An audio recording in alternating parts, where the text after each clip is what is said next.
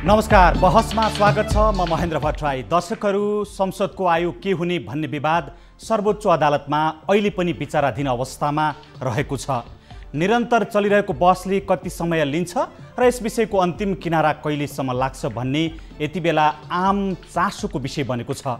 प्रधानमन्त्रीले संसद विघटन गर्दा वैशाख 17 र 27 गते निर्वाचनको सिफारिस गर्नुभएको छ र राष्ट्रपतिबाट सोही सिफारिस अनुमोदन गरिएको छ र यो घटनालाई केही पक्षले संसदको आयु बाँकी रहँदै संसदको घाँटी निमोठेको र संविधान जो संविधान सभाबाट बनाइएको थियो संविधान र त्यसका उपलब्धिहरूलाई रक्षानमा फ्याँकिएको आरोप लगाएका छन् भने ओली पक्षधरहरूले भने चाहिँ स्थायित्वका लागि यो कदम चाल्नु परेको र यो एउटा बाध्यात्मक कदम भएको बताएका छन्। खासमा यो राष्ट्रिय चासोको विषयको सन्दर्भलाई नै आजको बहसको हामीले विषय बनाएका छौँ।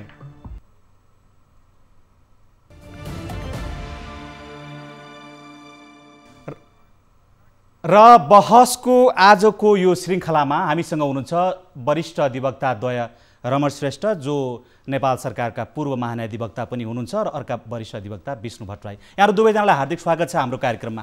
धन्यवाद, नमस्कार। सबभन्दा पहिला रमण श्रेष्ठबाट म यो कार्यक्रम आरम्भ गर्न चाहन्छु। जस्तो संविधानको सबै समाप्त भयो, उपलब्धिहरू पनि समाप्त भए भनेर भन्नुभएको छ, जुन यो व्यवस्था छ प्रधानमन्त्री पद्धति भनेर भनिएको छ।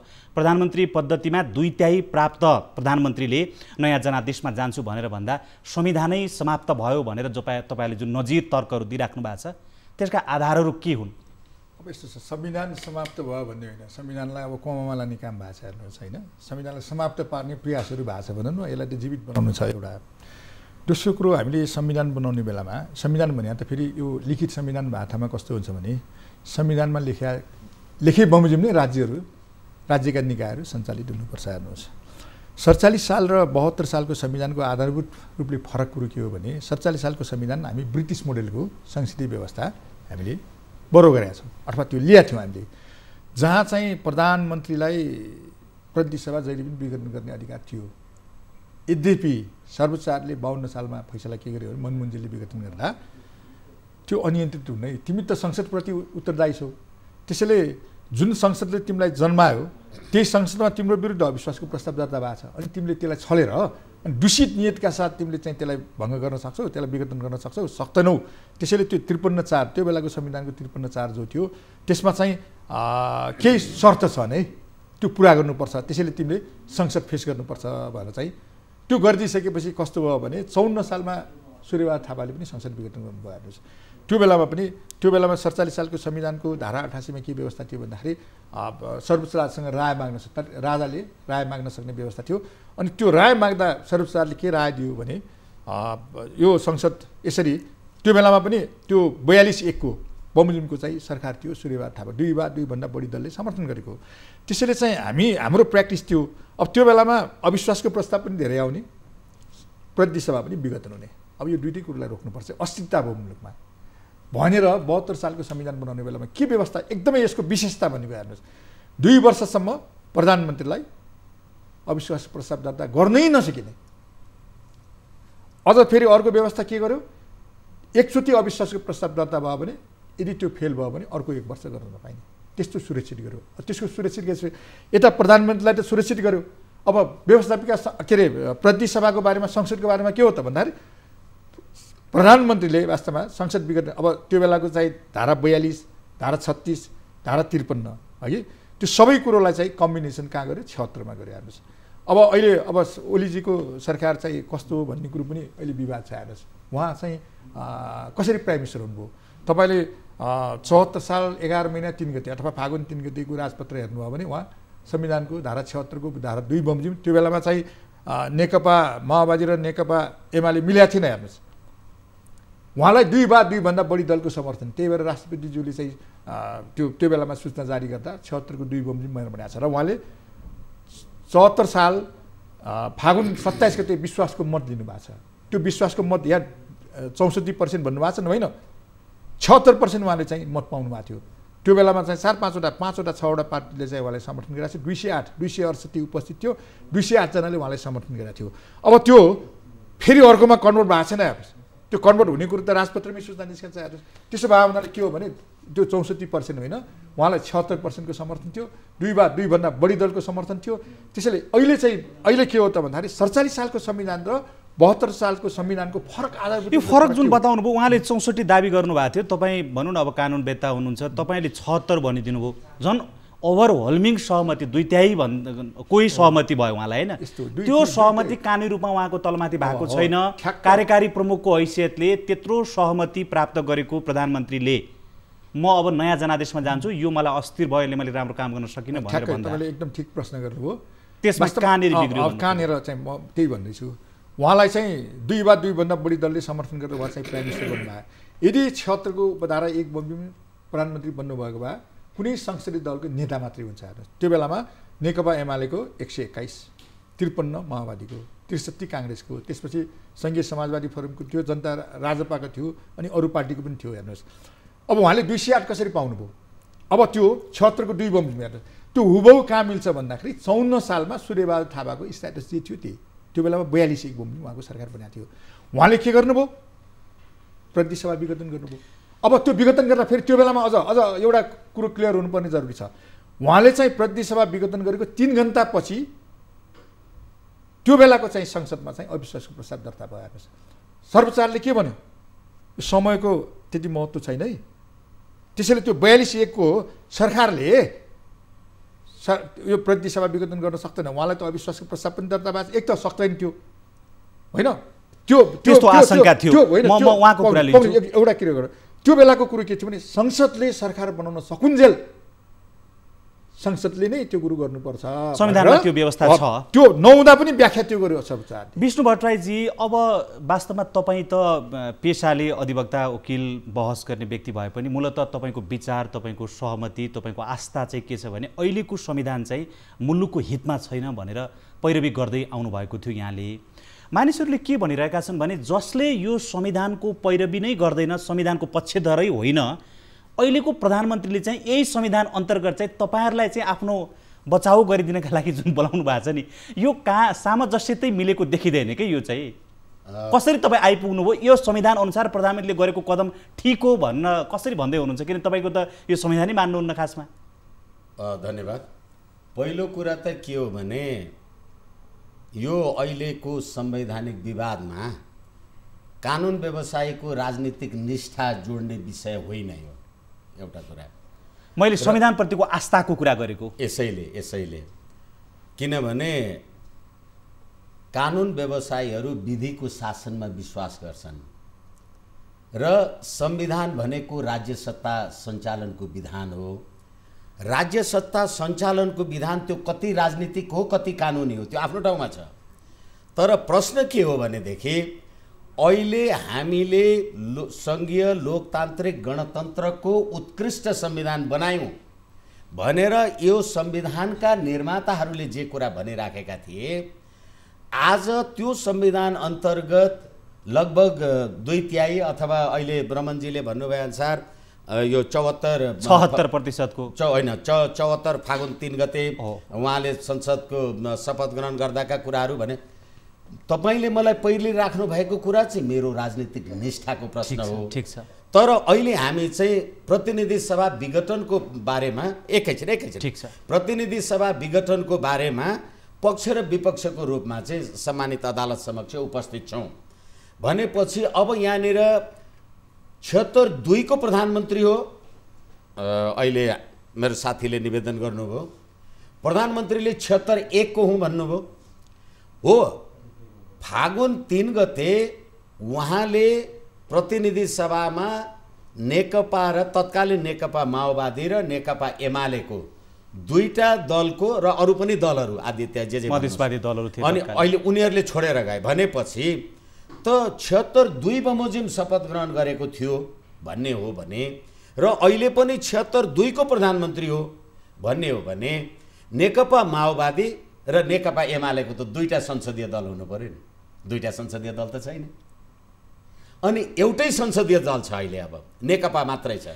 प्रधानमन्त्री निर्वाचित हुँदा ताकाको सन्दर्भ रमण श्रेष्ठजीले भन्नुभएको, किनभने उहाँले पनि अहिले जुन 64% सहमति मसँगै छ, मेरो समर्थनमा 64% छ भन्ने जुन कानुनी आधार पेश गर्नुभएको छ नि प्रधानमन्त्रीले, प्रधानमन्त्री निर्वाचित हुँदा ताकाको अवस्था उहाँले बताए जस्तो लाग्छ मलाई। मैले मेरो कुरा तपाईँलाई भन्न जाने जस्तो लागिरहेको छैन मलाई। होइन, भन्नुभयो, मैले बुझेँ। यसैले दुई अथवा दुईभन्दा बढी दलको सहमतिमा प्रधानमन्त्री हुनुभएको हो भनेदेखि तिनीहरू संसदीय दल छन् त? नेकपा एमालेको संसदीय दल छैन? नेकपा माओवादीको संसदीय दल छैन? नेकपाको मात्रै छ। होइन, त्यो नेकपा त फेरि अहिले एमाले र माओवादी मिलेर नेकपा भएको हो, नेकपा अर्को नयाँ होइन नि।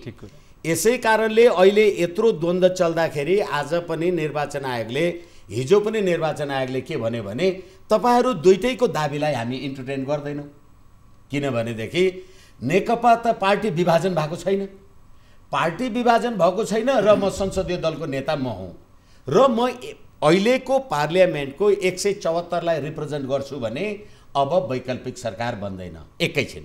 र अहिले मेरो साथीले भनेअनुसार होइन अविश्वास विश्वास आदि इत्यादि जानुपर्छ, के गर्नुपर्छ भन्ने कुरा भयो भने अब संविधानको धारा 76 को 2 बमोजिम हो भने 2 वा 2 भन्दा बढी दलको प्रधानमन्त्री हुनु पर्यो। अहिले त नेकपा एउटै मात्रै छ। होइन, अब चाहिँ संविधानको धारा 76(1) को प्रधानमन्त्री हो नि त भन्ने हो भने 76(1) ले त के भन्छ भने रमनजीले संविधान ल्याउनु भएको छ, के भन्छ भने प्रधानमन्त्रीले चाहेमा विश्वासको मतको प्रस्ताव राख्नुपर्छ। चाहेमा संविधानको धारा 100 को उपधारा 1 ले। अब 2 को कुरा चाहिँ के हो भनेदेखि संविधानको धारा 100 को उपधारा 2 को व्यवस्था के हो भने प्रधानमन्त्रीले नेतृत्व गरेको संसदीय दल विभाजन भयो अथवा आफ्नो संसदीय दलमा चाहिँ दलबाट अविश्वासको प्रस्ताव आयो भने अब चाहिँ विश्वासको मत लिनु। टेबल अगाडि रहेको संविधानमै तपाईले जुन कुरा गर्नुभयो, अब तपाईँ त यो विषयको व्याख्याता हुनुहुन्छ, हामीले सरसर्ती अध्ययन गर्दा चाहिँ संविधान अनुसार संसदले सरकार बनाउन सक्ने कुनै पनि सम्भावना अनेकन प्रयास गर्दाखेरि पनि सरकार नबन्ने परिस्थितिमा मात्रै प्रधानमन्त्रीले यो संसदलाई विघटन गरेर निर्वाचनमा जान सक्ने भन्ने कतै लेख्या छ भन्ने देखिन्छ। तर अहिले त अब संसदै फेस नगरेर अर्को सरकार बन्छ बन्दैन त्यसको परिष्कृतै नभएर उहाँले चाहिँ ममाथि आफ्नै पार्टीले अविश्वासको प्रस्ताव ल्याउँदैछ भनेर जुन संसद विघटन गर्नुभयो त्यसलाई चाहिँ उहाँले एक्स्ट्रा कन्स्टिट्युसनल मुभमेन्ट भनेर भन्नुभएको छ कि त्यसैले त्यसलाई चाहिँ तपाईले पैरवी गरिराख्नु भएको छ। त्यसलाई पैरवी हामीले गर्नै पर्दैन। हैन, बहस त गर्नुभएको छ संसदमा। होइन, यहाँको कुरा गर्दैछु। अहिले राष्ट्रपति र सरकार संसदको उपज हो अनि संसदीय दलको उपज हो। संसदीय दल राजनीतिक दलको उपज हो। राजनीतिक दल निर्वाचनमा जाने अनि राजनीतिक दलको नाउँमा मैले मत प्राप्त गरेपछि अनि त्यो राजनीतिक दल संविधानको धारा 269 राजनीतिक विचारधाराको उपज हो अनि उल्लेख ती सम्पूर्ण कुराहरूको उपज चाहिँ संविधानको धारा 2 हो। संविधानको धारा 2 भनेको नेपाली जनताको राजकीय सत्ता र नेपाली जनताको सम्प्रभु सत्ता। जनतामा निहित हुनेछ। त्यसैले नेपाली जनताको राजकीय सत्ता र सम्प्रभु सत्ता। अहिले अब प्रधानमन्त्रीले प्रतिनिधि सभा विघटन गर्दाखेरि संविधानै जाने भयो, कुनै के नै भने भयो आदि इत्यादिवाला कुरा जे कुरा भइराखेको छ, संविधानको धारा 85 को व्यवस्था के हो भने यो संविधान बमोजिम अगावै विघटन भएमा बाहेक प्रतिनिधि सभाको कार्यकाल 5 वर्ष हुन्छ। त्यो कोणले उहाँले गर्न पाउनुहुन्छ भन्ने तर्क। एकैछिन अब अलिकति यो कुरा गर्दा अलि समय लाग्छ कि यहाँ टाइम हुँदैन, कुरा त्यही छ। अनि त्यसै कारणले गर्दा एउटा कुरा भनेर मैले टुङ्ग्याएँ, प्रतिनिधि सभाको यो संविधान बमोजिम अगावै विघटन भएमा बाहेक प्रतिनिधि सभाको कार्यकाल 5 वर्षको हुन्छ भनेपछि 5 वर्षभन्दा कम पनि हुन्छ यो संविधान बमोजिम विघटन। तर अब राष्ट्रिय सभाको कुरा गर्ने हो भने राष्ट्रिय सभा सदस्यको पदावधि 6 वर्षको हुन्छ, त्यहाँ चाहिँ पदावधि हुन्छ, यसमा चाहिँ कार्यकाल हुन्छ। त्यसैले अगावै विघटन हुँदै हुँदैन भन्ने प्रश्न होइन, विघटन हुन्छ। वरिष्ठ अधिवक्ता द्वय रमण श्रेष्ठ र विष्णु भट्टराई हाम्रो आजको कार्यक्रममा हुनुहुन्छ। बहसको यो श्रृङ्खलालाई जारी राख्नेछौँ। एउटा छोटो विश्रामको पालो।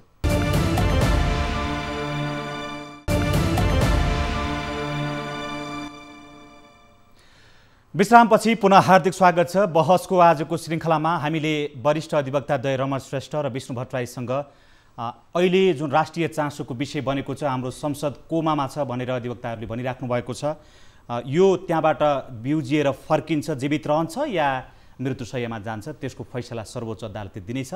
तर लामो समय यो बहसको श्रृङ्खला चलिरहेको छ। यो फैसला कहिले आउँछ यो पनि आम जनताको चासोको विषय हो। पुनः स्वागत छ यहाँलाई हाम्रो कार्यक्रममा। रमण श्रेष्ठजी, अब तपाईहरू पनि कहीँ न कहीँ यो संविधानको बनाउँदा ताका इनपुटका रूपमा, विज्ञका रूपमा कहीँ न कहीँ तपाईँले योगदान दिनुभएको छ। नेपाली जनताले लामो समयदेखि संविधान सभाबाट संविधान बनाउने अपेक्षा गरे भनेर भनिएको थियो। दुईवटा संविधान सभा गठन भयो। यहाँ यस्तो खालको यो तपाईको अस्पष्ट संविधान हामीले कसरी बनायौँ, जसले चाहिँ प्रधानमन्त्रीले, किनभने 47 सालको संविधानमा त सर्वोच्चले जे भने पनि प्रधानमन्त्रीको अधिकार थियो तपाईको चाहिँ विघटन गर्ने। यसमा त प्रधानमन्त्रीले विघटन गर्नुभयो, कार्यकारी अधिकार मसँग छ, मसँग चाहिँ के भने बहुमत छ भनेर भन्नुभयो।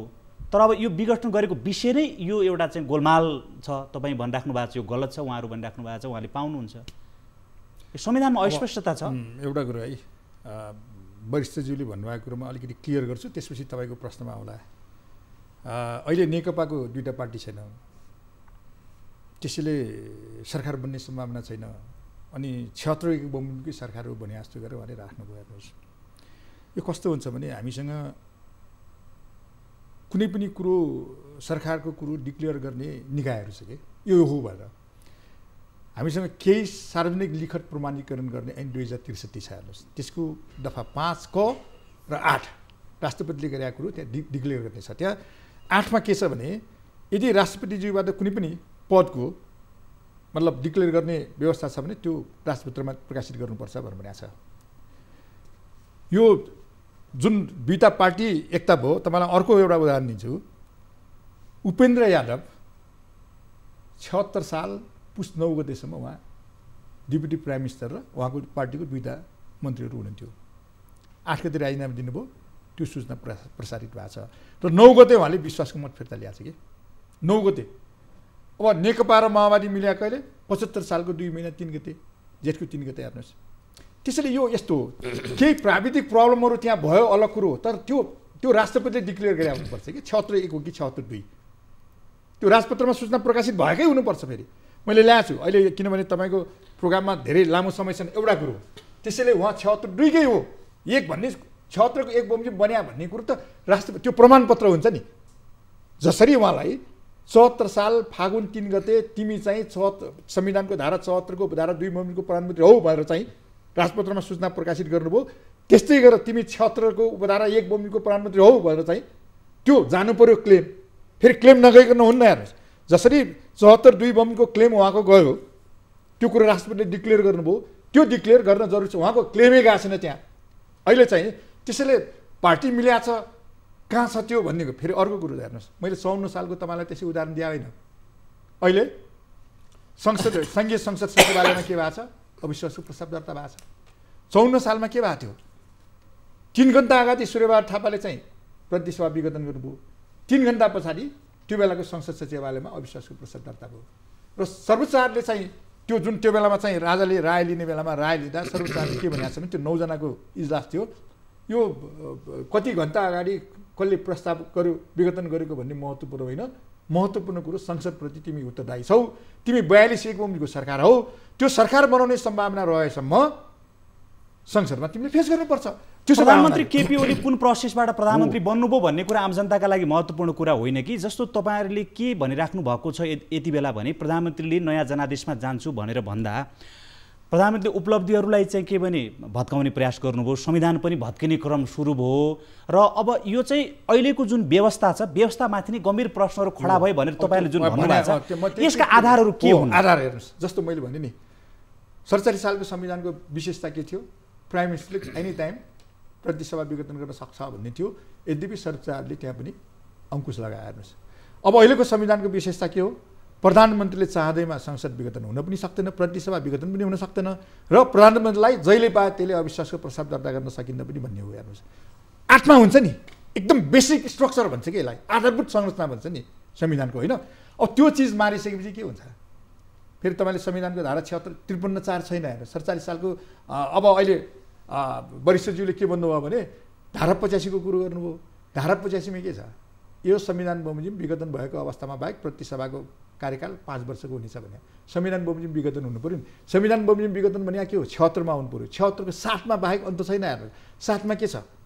60 मा के छ भने 76 को 1 को सरकारले पनि विघटन गर्न सक्ने स्थिति भएन, 2 ले पनि सक्ने स्थिति भएन, 3 र 5 हेर्नुहोस्। 3 मा ठुलो दलको हुन्छ हेर्नु। अब फेरि अर्को एउटा हेर्नुपर्ने जरुरी के छ भन्दाखेरि वास्तवमा यो संविधानले सबै परिकल्पना गरे हुन्न, त्यसको स्पिरिट, त्यसको इन्टेन्सन हैन।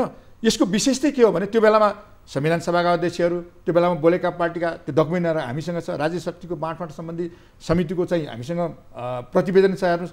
त्यो बेलामा बोलेका कुरो अब धेरै अस्थिरता भयो, किनभने अविश्वासको प्रस्ताव पनि धेरै आउने, प्रतिसभा पनि विघटन गर्ने। अब यो पात्रहरूका कारणले पनि हुन्छ, किनभने तपाईँ जुन यो भत्क्यो भनेर भन्नुभएको छ नि, यसको आरम्भ भयो भनेर तपाईँले भन्नुभएको छ, यसका आगामी कदमहरू अथवा आगामी यसको परिणाम चाहिँ के हो, कहाँ पुग्छ त? तपाईँले जुन आशंका गर्नुभएको छ नि, परिणामहरू पनि हाम्रा दर्शकहरूले बताइदिनुहोस् न के हो यो? एउटा कुरो के छ भने नि, संविधानको धेरै धाराहरू भत्काउने प्रयास सम्बन्धित प्रधानमन्त्री केपी ओलीजीले गर्नुभएको थियो। जस्तो निर्वाचन आयोगको प्रमुखलाई चाहिँ सरकारी सेवा ल्याउन सक्ने स्थिति छैन, बनाउनु भयो, विरोध भएपछि फालिया कुरो हो। यही भन्नुहोस् न, अध्यादेशहरू आएछन् होइन, राजनीतिक दल फुटाउने अध्यादेश आयो। हेर्नु यसपालिको संविधानको विशेषता के भने दलहरू धेरै फुट्यो, त्यही भएर सजिलोसँग दल फुट्न दिनुहुन्न भनेर केन्द्रीय समितिमा पनि 40% अनि त्यसपछि संसदीय दलमा पनि 40% हुनुपर्छ भनेर भन्यो। त्यसलाई पनि भड्काउने प्रयास गर्नुभयो उहाँले।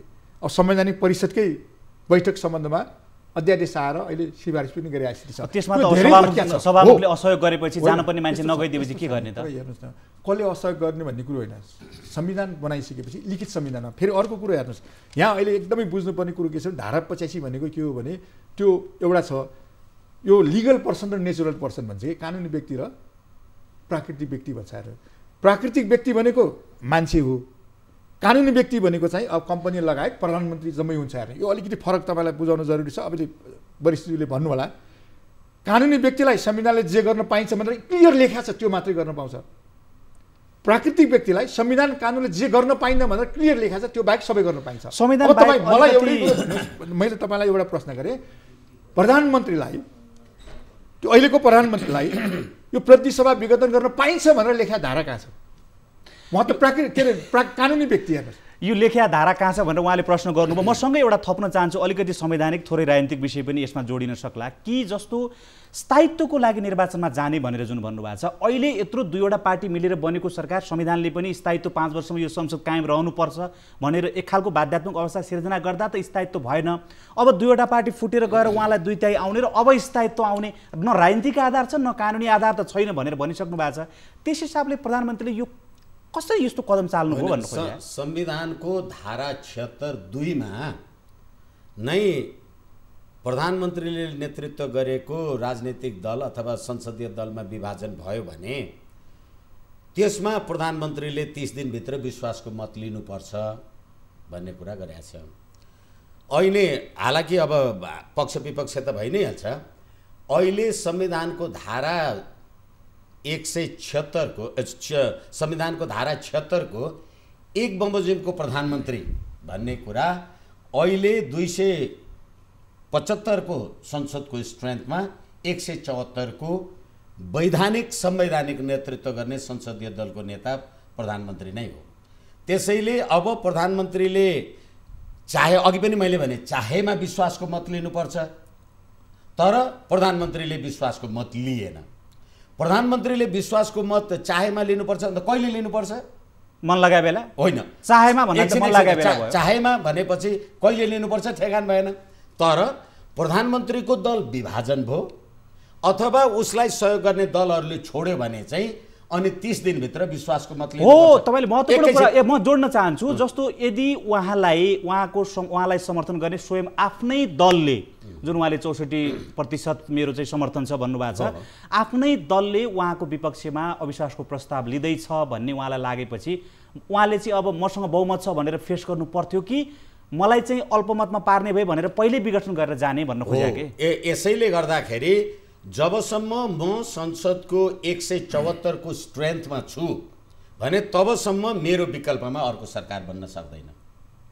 तपाईँले अब होला, अब त्यो हामी वाद विवाद गरौँला, त्यो छ आफ्नो ठाउँ।